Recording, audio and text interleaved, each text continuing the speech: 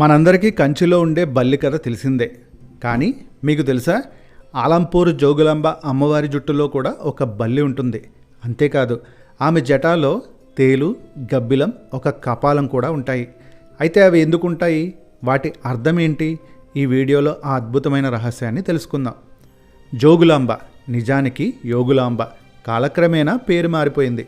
ఈ అమ్మవారు 85 ఏళ్ల వయసున్న మహామాంత్రికురాలి రూపంలో ఒక శవంపై కూర్చుని శవసాధన చేస్తూ కనిపిస్తారు. ఆమె రూపమే అసలు ఆది పరాశక్తి, కపాల మోక్షమిచ్చే శక్తి.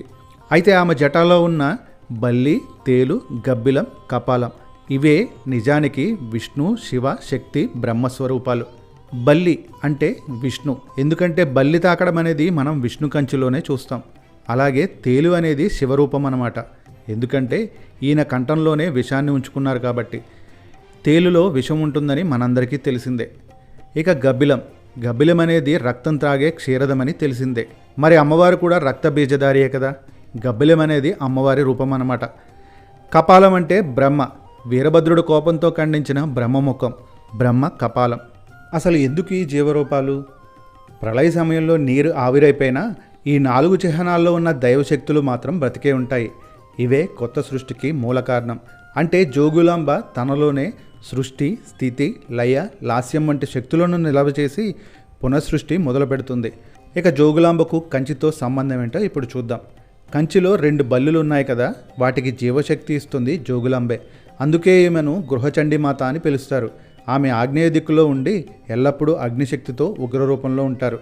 ఇక భయపడడం, కామానికి బలహీనపడడం, ఎలా మన బలహీనతో త్రిమూర్తులకు తమ బలహీనతలు ఉన్నాయి.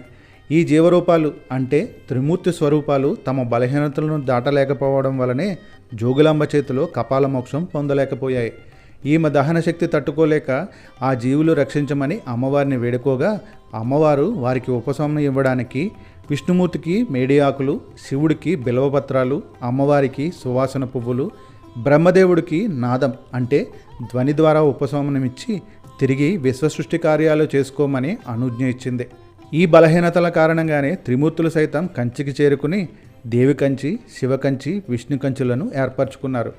బ్రహ్మకు మాత్రం పూజించే అవకాశం లేక ఆ భాగం బ్రహ్మరంధ్రంగా ఖాళీ ప్రాంతంగా ఏర్పడింది. అంటే జోగులాంబ అమ్మవారు కేవలం అలంపూర్ దేవత మాత్రమే కాదు, అంతులేని సృష్టి చక్రాన్ని తనలో ధరించిన ఆది పరాశక్తి.